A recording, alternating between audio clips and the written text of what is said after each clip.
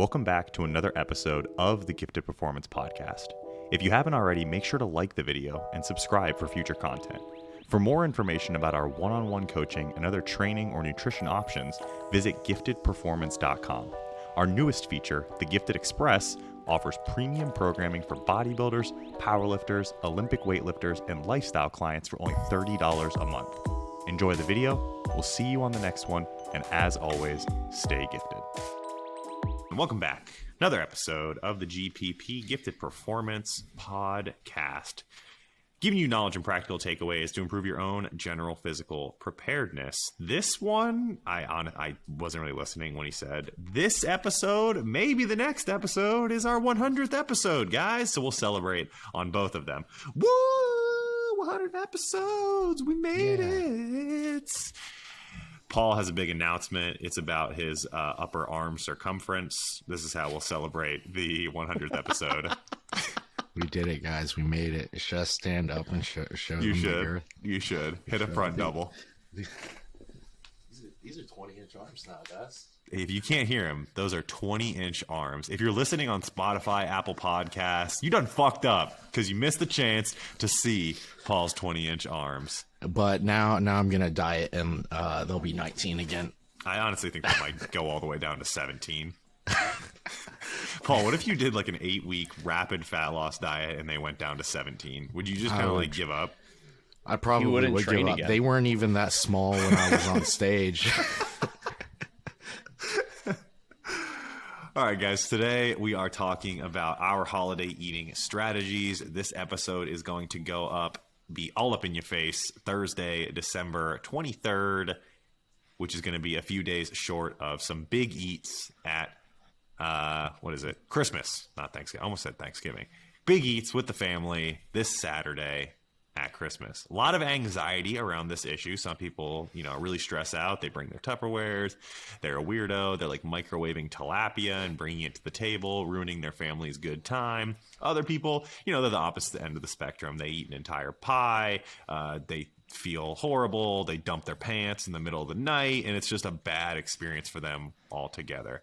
So I think a lot of people are trying to find that middle ground. How do I enjoy the day, enjoy the food without, taking myself too much off plan? So I'll throw it to you guys first. What are the kind of general strategies, the advice that you give your clients around holiday eating?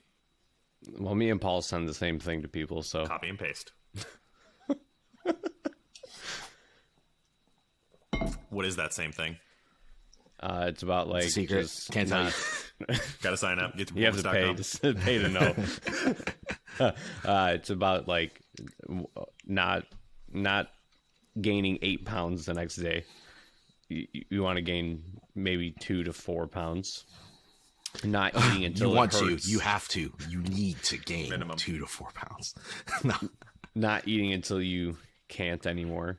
Actually, Paul has a quote unquote bring the pain.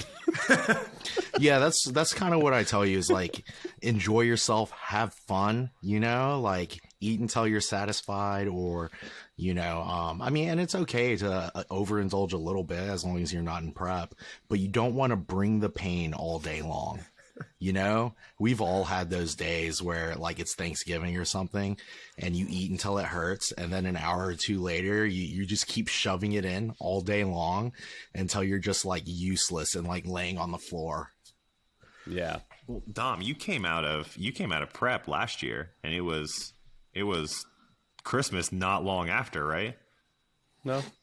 When was your show? April. Why did I think it was December? I don't know. I don't know. I think I just had a stroke or something. No, it was April. I dieted through Easter. Oh, okay. Yeah. Mine was His was close to Thanksgiving. After. Yeah, yours was close to Thanksgiving. How did was your hunger pretty much controlled by Thanksgiving, or were you still in a bottomless pit? I remember I feel like I was pretty damn hungry, dude, for a couple or a few months. It was a long time. It was a long time, but the holiday, I'm not a huge holiday food eater. My thing was we went on vacation literally like the day after to Universal. You came back from Universal I remember like 25 pounds heavier or something. I remember you being a very unhappy boy during that vacation. I was not. Don't plan vacations right after shows. I remember Paul texting me like, my resting heart rate. I'm trying to walk around Universal. My heart rate's like 145. My blood pressure is like 180 over 120. I'm having a straight up bad time over here. I was about to have a stroke, dude. I dieted through Thanksgiving and my birthday one year. I did the Holiday Classic, the one that just happened in Florida. I did that 2 years ago, and I was the guy who brought the Tupperware to, Thanksgiving because I had to. I ate some white meat turkey, ate some broccoli, threw some Frank's Red Hot on it, and that was all that I really needed. Christmas got a little buck wild. I actually think Jimmy went a little harder on Christmas than me. I think that was the year that she just had to like straight up leave the table and like go to the bathroom, and that was her home for the next 3 hours. You know what sort of gets me, man?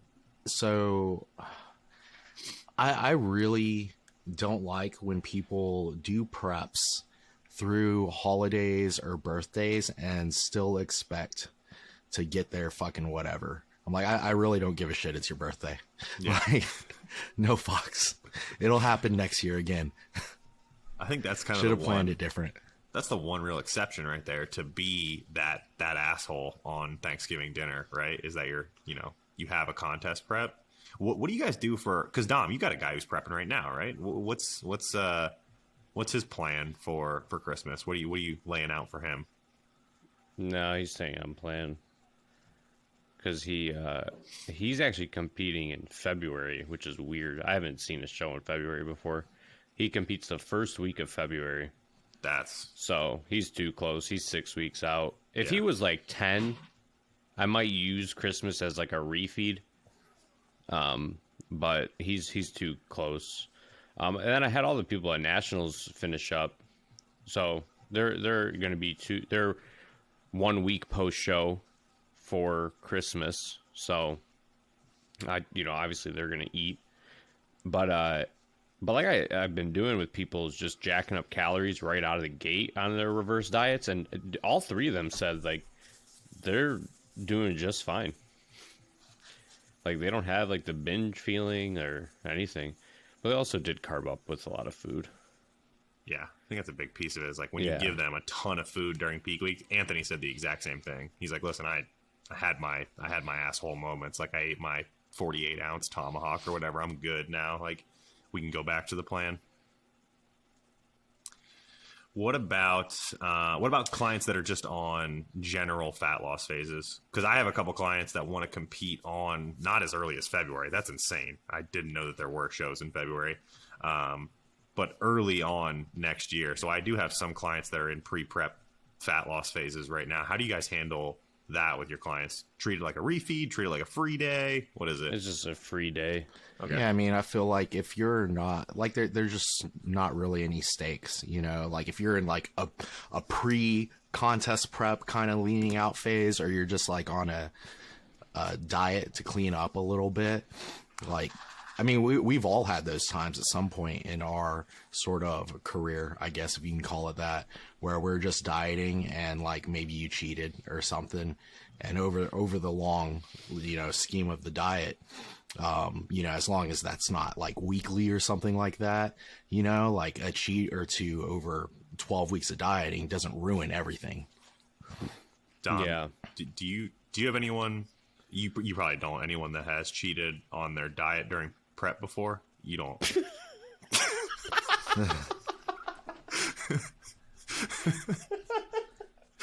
Oh my god! Why'd you go there?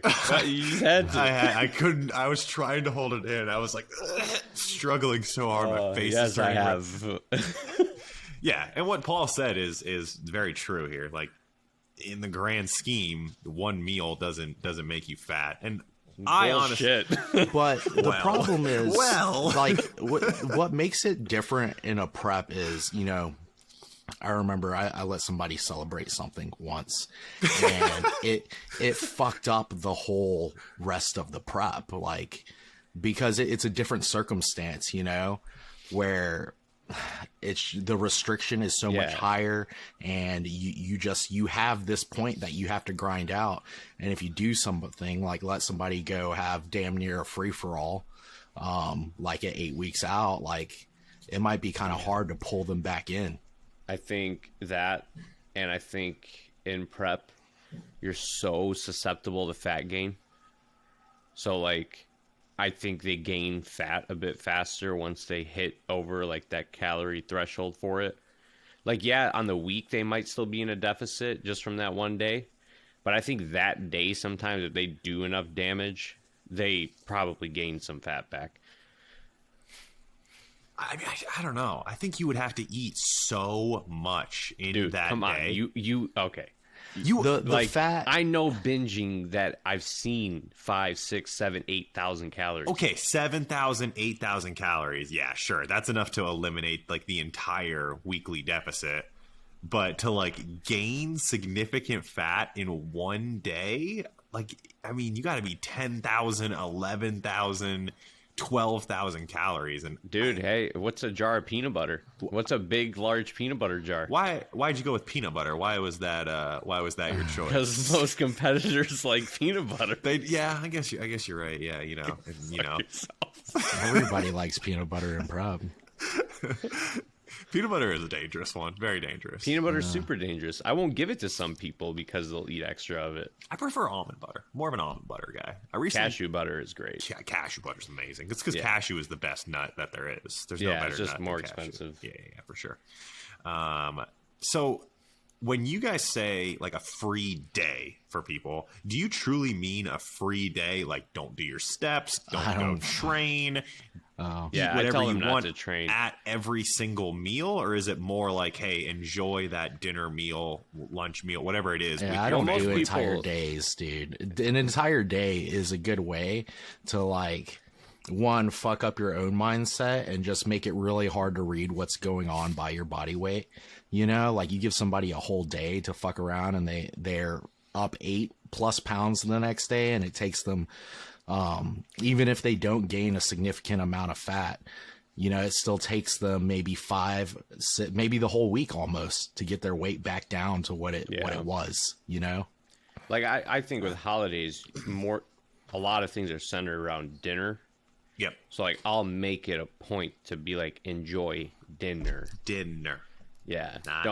It's not Christmas breakfast, Christmas brunch, Christmas lunch, Christmas evening. That's what I'm saying. Like, when you give someone who's seriously dieted down and you say, okay, take a full free day, like, they're planning for that. They're like, all right, I'm up early. I'm prepping mimosas at 6:30 in the morning. We're doing biscuits. We're doing eggs. We're doing bacon. What'd you say, Paul? Bring the pain? I'm going to bring the pain from breakfast all the way until my midnight snack. I like that you brought that up, though, because what I will have some people do is, or recommend, you know, one of two things, whether they're not in prep or whether they are in prep or not. If somebody's in prep, I would probably just write those first couple meals. But if somebody was not, I would just tell them, hey, you can maybe fast for the morning hours and have your first meal at noon or 1-ish.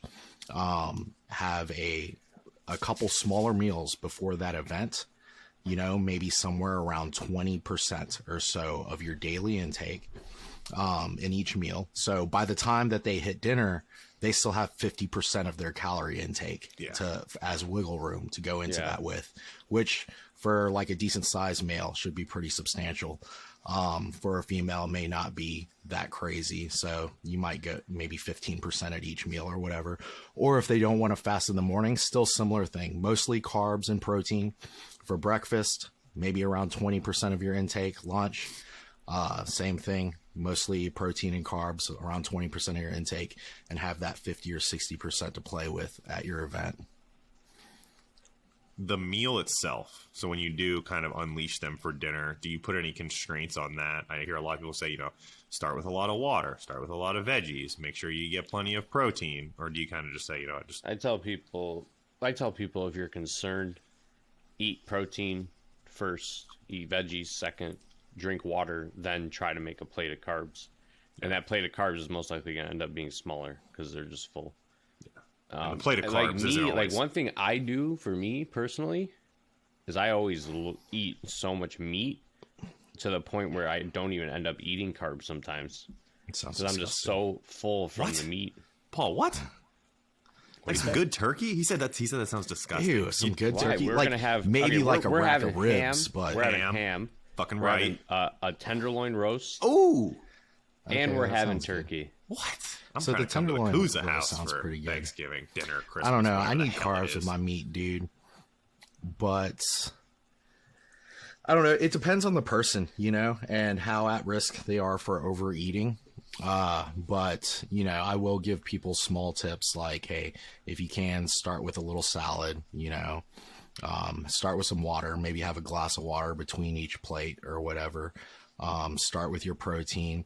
And then if somebody, me, for instance, I remember my first diet, I developed like a huge binge eating problem, and I would always overdo it. My coach at that time gave me a refeed every 10 days, and it would always set me back for days. So what I started doing is I started having a meal before my cheat meal. Like right before? Literally, yeah. Like, so I would eat some chicken and rice and veggies at home, and then me and like a friend would drive to the restaurant, and I would have my cheat meal. I actually have a very similar story. So, like, when Jimmy and I first started dating, it was like International Pancake Day at IHOP, and I was in the middle of a prep, and I didn't want to overeat on pancakes. So I mixed up 3 cans of tuna and like celery or something, and I ate it in the IHOP parking lot, and then I went inside for pancakes, and I think I had like 2 or 3 pancakes because I just had like straight tuna mouth at the time. But that's like almost the exact same strategy that you used. It's disgusting. But Dom, you don't understand. You don't get it, man. I don't live that lifestyle. You don't. Back when we were broing out hard. All right, Paul, what does your Christmas day look like? What is on the docket? For me, like, I literally might stop by my parents' house for a couple hours. Like, we don't really celebrate Christmas like that, not since I was a little kid. You gonna eat some good shit? I have no idea. Maybe. I don't know. I feel like you used to tell me that you used to always get like KFC at Christmas. No, but Koreans do love KFC. Koreans have a joke. They call it Korean fried chicken. They love it so much. Koreans love fried chicken, dude. Is that like a Christmas thing, a Thanksgiving thing? I swear. It's a 365 thing. Koreans love fried every chicken. Every day of the year. Is it just the fried chicken, or do they like the sides? What is it? I couldn't tell you, man. I'm not a big KFC guy. You're a terrible Korean. I know. I really am. Dom, what's the schedule for you? Christmas Eve, we go to my parents. And then we'll have good food there. And then Christmas Day, we wake up here, open gifts, go to her parents, then go back to my parents, and then sometimes go to her dad's side at night. Whoa, that's a busy day. Yeah, it's the benefit of being an A-rep. You're all over the place. Here's another little tip. A couple days before, maybe, you can chop maybe 10% of your calories off. So if you're eating 3,000 calories a day, you'd have 2,700 calorie days. And that gives you a little more wiggle room on that day. You could take your low days after, too. I've just sort of found it depends on your personality. A lot of times after you've had a really fun day of eating even less than you normally do is rough. Yeah. I'm glad you said that, because I needed to give out my advice as well. So what does your day look like? I'm going to start with my tidbits of advice, and then I'm going to go into my day. My tidbits of advice for my clients, I let them sort themselves into one of 2 camps. The 2 camps are: you would like to be left alone to do whatever you would like, and then you are perfectly at peace with what that might mean on the scale the next day. So, a 2 to 4, maybe 5 pound increase that will be gone over the next couple of weeks. Or you can sort yourself into camp number 2, which means that I would like to stay on plan and be on track through the holiday. And if that's the case, I use Paul's strategy. I cut 10 to 15 calories the 3 days before. as well as the 3 days after, which for most people, if you've got someone who's eating 2,000 calories, that's around 200 calories a day, 6 total days there. That's around 1,200 extra calories, and I had them use a refeed day. So if their refeed day is 2,800, they're just adding those calories to the refeed day. So they've got 4,000 calories there, which usually is enough for people. Some people still go over, but it's really not by too much. We do some hydration stuff as well afterward, kind of hyperhydrate to push a little bit of that extra fluid retention. How do you have them track food that's cooked by their family? I just have them guesstimate. I say go into MyFitnessPal, find a mashed potatoes that looks like it makes sense. It's not like, 3 cups of homemade mashed potatoes is 100 calories. Like, obviously don't choose that one. I tell them to try and like overlog it, and then I tell them to leave it at that. Like, don't stress it any more than that. Just try and guesstimate as close as possible. Like, unless, I just don't even have... I'm just like, dude, just enjoy yourself, man. And now that I'm glad you said that, the camp of you're just at peace with it, because after giving all my advice and stuff, I'm like, hey, if you just don't lose your fucking mind and turn this into like 3 days of overeating, you may not even need any low days. Your weight may just come down to what it was over a few days, or maybe like a pound over or something. Like, it's not going to be a huge deal if it's one meal. Yeah, I think that's something that a lot of people miss, because the common consensus, or what the literature points to, is that people gain roughly 70 to 80% of their yearly weight gain during the holidays. But that's not on those specific holidays. If you've got Thanksgiving, Christmas Eve, Christmas, New Year's Eve, New Year's Day, that is 5 days out of the 365 that are in the year. So it's a very, very small percentage. And you're preloading with those by like feeding on leftover Halloween candy. Yes. So that's really where you run into the issues. Like, when people say, you gain most of your weight during that holiday window, they mean from Thanksgiving and every day all the way through to the new year. Because people are, like you said, Paul, overloading on the leftover Halloween candy. Then they're enjoying the Thanksgiving leftovers. Now it's Christmas cookie season, and everyone's dropping Christmas cookies off at their house. Then they're going crazy on Christmas Eve and Christmas. Then it's because you're going to like get-togethers, and then you're leaving the get-together, and the person who throws it is like, "Hey, take these fucking cookies. I don't want them." And you're like, "I don't want them, bitch." Like, you're just fighting over who has to eat the cookies. Yeah. That was like Anthony and Maria. They had one of my clients, Steve. They brought them a like fucking humongous tray of like pumpkin tres leches cake. And they're like, "Oh, take some home," and some ended up being like 2.5 pounds of it, just like sitting in my fridge. Like, oh well, now I have type 2 diabetes, and it's your fault. Couldn't even control myself around that stuff. I thought tres leches was too much leches for me. Turns out it was the exact right amount. And you ever do crazy shit? Like, you're like, okay, if I eat this all right now today, then I won't have to deal with it for like weeks. Nah, I just throw it in the trash. I'm like, I eat a couple bites. I'm like, this is good. I'm going to throw it away now. No disrespect, Steve. It was very tasty. I didn't mean to throw it in the trash. Oh, what does my day look like? All right, I am going to... So, you guys are going to hear the traditions. So I'm going to wake up. Probably go for a walk with Jimmy. We're going to go to my mom's house down in Palm Beach Gardens. We're going to take a walk over to the park in her neighborhood, because Jimmy and I like to swing on the swings on Christmas. We like to just go for a nice swing on the swings. We go down the slide. We sit on those things that like rock back and forth. That's pretty fun. Sometimes we'll play a little tennis. Sometimes we'll go do some weird handstandy gymnastic stuff at the football field. And then it's just vibing for the rest of the day, hanging out with my grandma and great aunt. I feel like on those things that go back and forth, like the little horses, like I feel like every year you try and launch her off of those. How could you not try?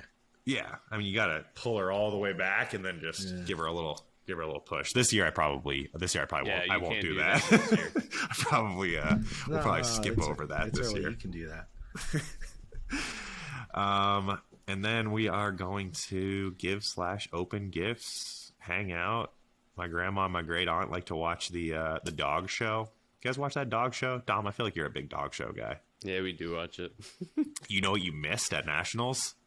They had dogs? They had the AKD or whatever one it of is the other centers? at the Hyatt. So you walked into the Hyatt and you were just surrounded by the most handsomest and beautifulest dogs you've ever seen. The best boys and the goodest of girls. I was looking around. I was like, wow, none of these stack up with young Charles. Look at him. Look at him. Wow. I mean, if you're listening on Spotify, Apple Podcasts right now, you're missing all. You're missing all the good tidbits today.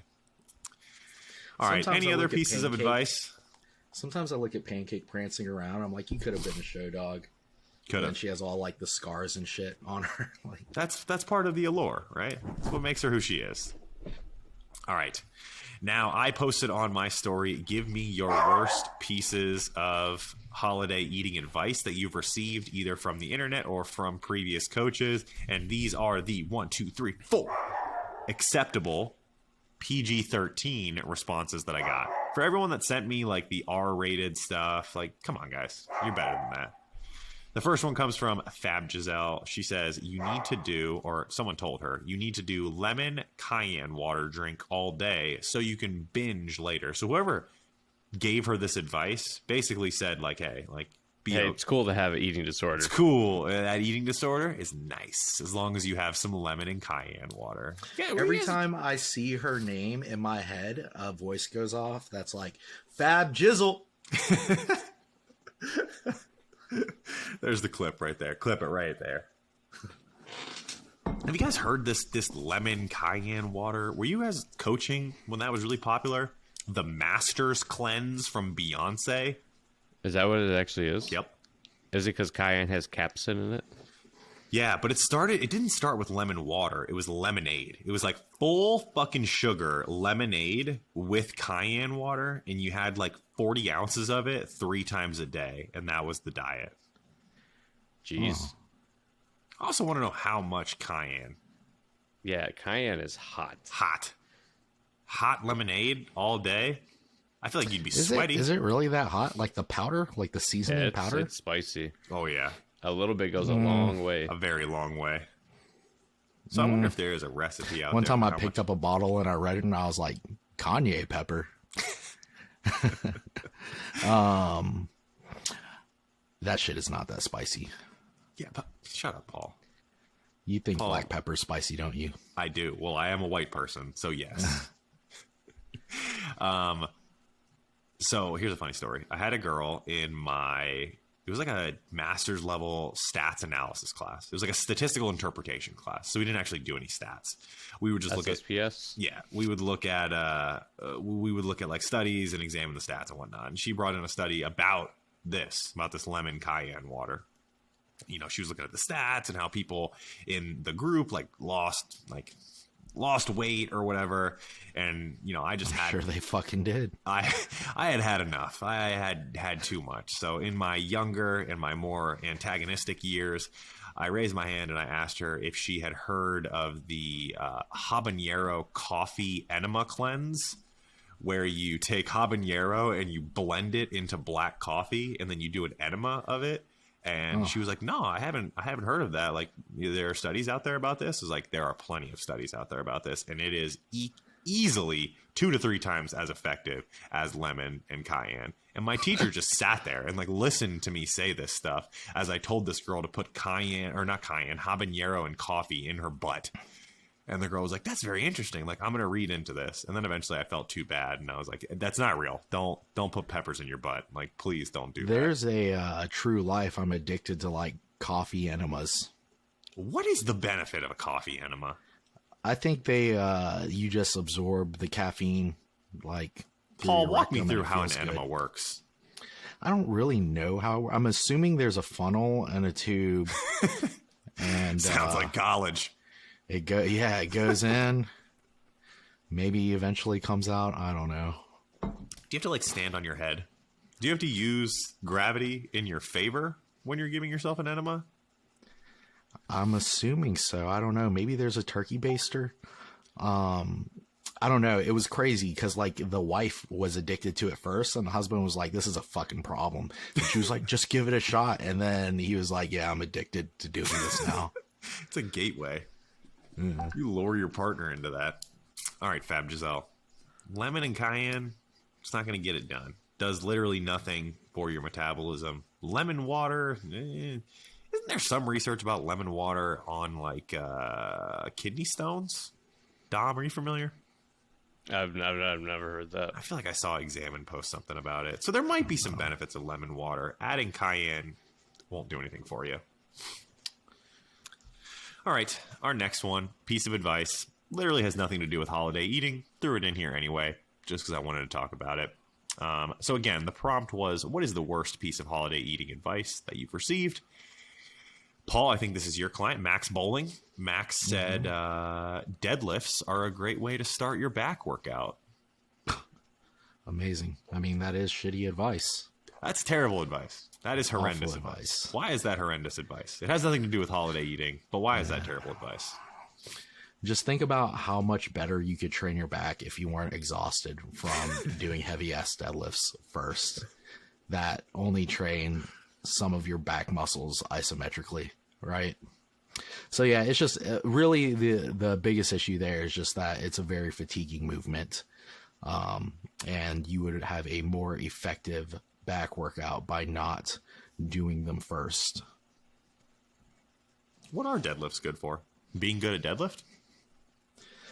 Pretty much. I mean, it's probably it's a decent like glute exercise, you know. Yeah, you want to use a BFR band around your legs so that you could stimulate more around blood your flow neck. to your glutes. Use the BFR band around your neck. It's good to double wrap around your neck. Yeah, but I mean, just in general, for a hypertrophy movement, there are just better choices than doing a deadlift for just about any body part, because other variations are just gonna carry a little less fatigue, you know. What about butt meat? I feel like deadlifts are like they're good. They're good for your glutes. Fantastic. Well, what do you prefer in terms of training the butt meat over a deadlift? Well, I mean, you could do an RDL, okay, you know, so there's a little more control there, you know. So yeah, an RDL is a good variation. Bridges or thrusters, whatever you like to call them, are good variations. Hyper extensions are a good variation. Stiff leg deadlifts or RDL, you know, whatever. Lunges are, I think, a super underrated glute builder. Lunges tear your booty up. Yeah. So yeah, there are bunch of options right there. What about, so everyone kind of hates on it, right? It's the like put your leg on the assisted pull-up machine and push it down. Yeah, it's not a great movement. Why do you have such a hatred for it? I agree, it's not great. Yeah, but I don't think it's people make it seem like you got people that in one sentence will say like rack pulls are great, but then they'll say that is terrible. Yeah, man. So there's not what do you call that movement? Like seriously, what do you call that movement? Well, you're like pushing straight down. Yeah, versus like back. So it's a lot of hip flexion. You're going up into very high degree of hip flexion. There's not a lot of extension. You're missing that bit of extension that you could get from doing a walking lunge, right? Yeah. And it's just, if you're appreciably strong, I'm sure it's not like the best way to do that movement. Yeah, eventually it almost reminds me of like a dumbbell like step up. Yeah, with like the resistance but once curve again, reversed. without that full kind of hip extension happening. Yeah. All right, Max. Thanks for asking us a deadlift question on a holiday eating episode. You done pissed us off. Forward all complaints to Paul. Tom's brother, at Fat John Snow, wants to know if we're bringing the glizzies out. Dom, what's a glizzy? You learned. It's a hot dog. Glizzy gang.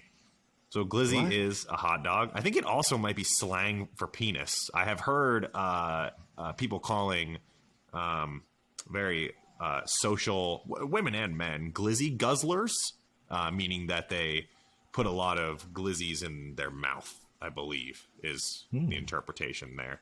So a couple different slangs there. We'll assume that he means hot dogs. Is anyone having hot dogs for Christmas? I'll tell you who should have a hot dog. Jessica. Yeah. Jessica Lee Golding should have herself a Like holly 40 of them. Has jolly she paid, though? Has she hot paid? dog. Has she paid? Yeah, didn't we say that we're going to do like a cash? No, like- I told her that we're calling a tribunal at the next coaches meeting to decide what we're going to do with her. And she said, "What's a tribunal?" And I said, "It's like on Survival when they get to, or Survivor when they get together and they're like, we're voting you off the island." And then she thought that we were voting her off the team.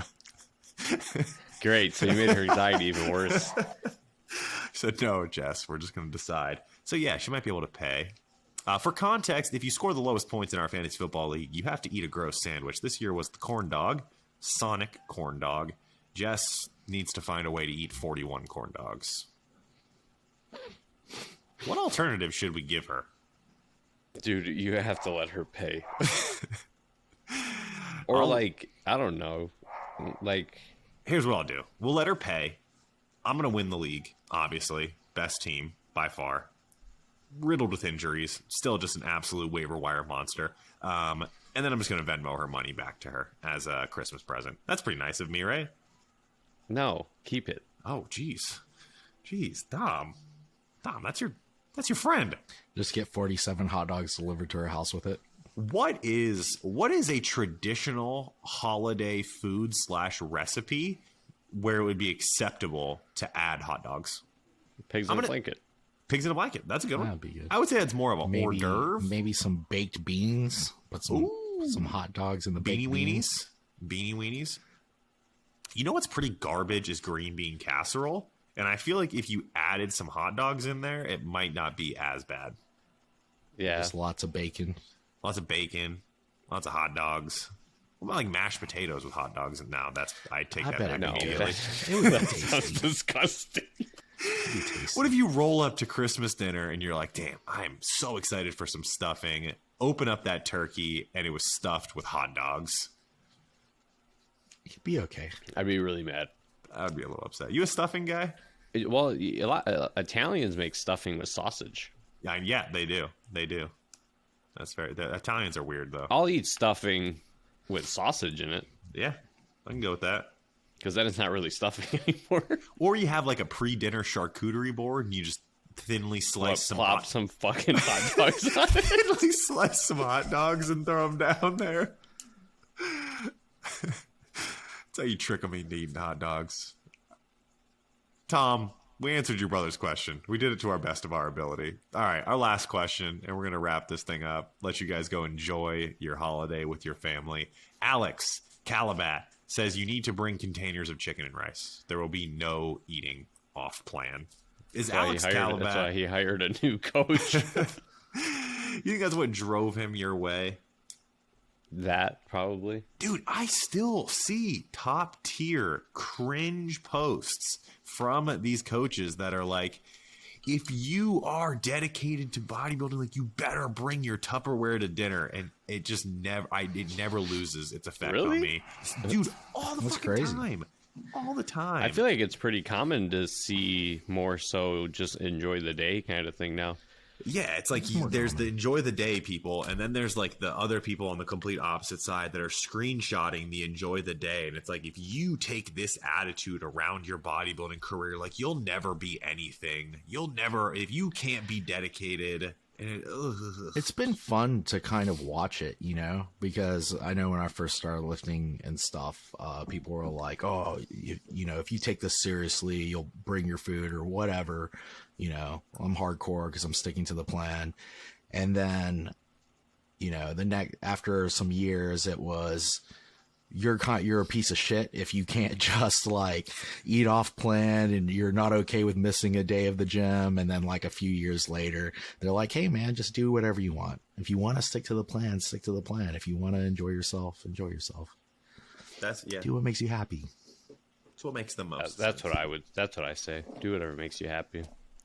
Do you think the space as a whole, just kind of a general question there, is trending more towards that like less hardcore attitude? Or do you think it's just as bad as it was when we kind No, of first. I think it's less.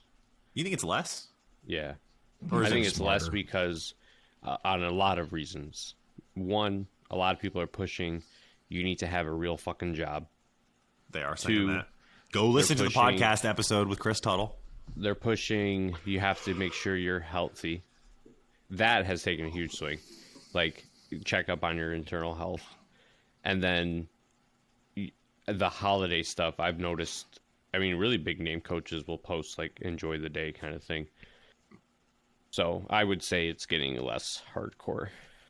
And you love to see that. That's all I wanted for Christmas is a less hardcore social It's an media unnecessary hardcore. fitness. It is. It is. It's hardcore for the sake of being hardcore. There's no benefit Yeah, to it. it's just to be on the surface known as a hardo, which Yeah. does nothing for you. No. No.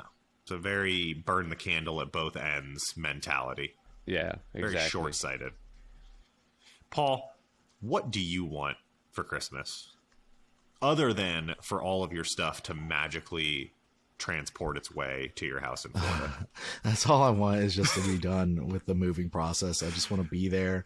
I want to be out of the cold, and I just want it to be done. So I How can get cold back is to it my by life. you?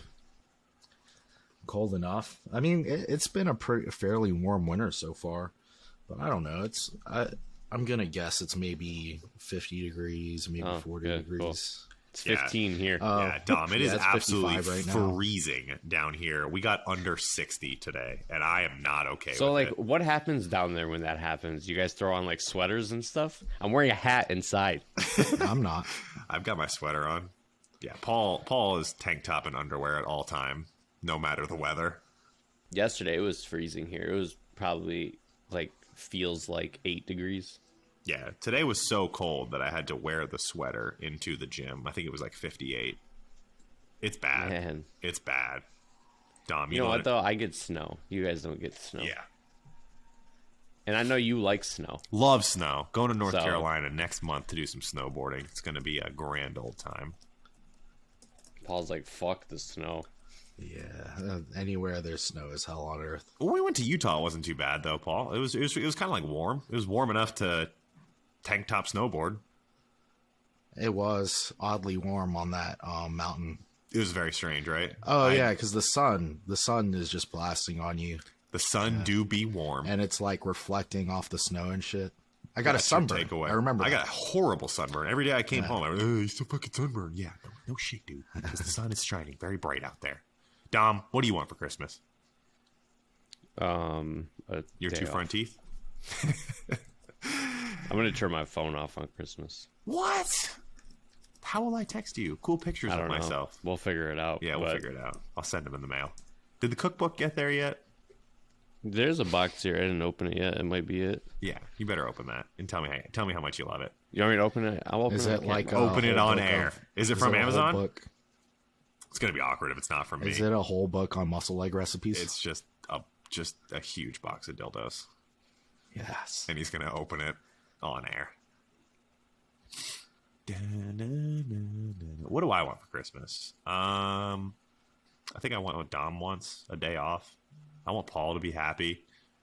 I want Pancake to be happy. A couple of rubs on her head. I want a big tongue kiss from Reptar. Nice. What you got there? What you got there? What is it? Warcraft I what? didn't even know they made this. I didn't a know they book? made it either. It's the World of Warcraft official cookbook. I told you it was going to change your meal plans. You're putting long jaw mud snappers in every single meal plan moving forward. Oh my god, it's like an actual cookbook. Oh, it is. Yeah, it's 100% a real This- cookbook. There's actual food It's like how to here. cook actual things that are in the game. That's funny. Jimmy found it. Go, Jimmy. Go Jimmy. All right, folks. if you made it this far in the episode, thanks for listening. We are going to go ahead and extend a Christmas thank you to everyone who has listened to the podcast over the last year. We are extremely thankful for you, for the likes, the comments, the subscribes, all of that on this video. If you comment below what you want for Christmas, we will send you a Gifted Performance laptop sticker as a thank you for your support. So comment what you want for Christmas. We will find you. We will find your address. We won't show up at your house, but we will send you some goodies. We will see you on the next episode. Until then, stay gifted. Bye. Peace.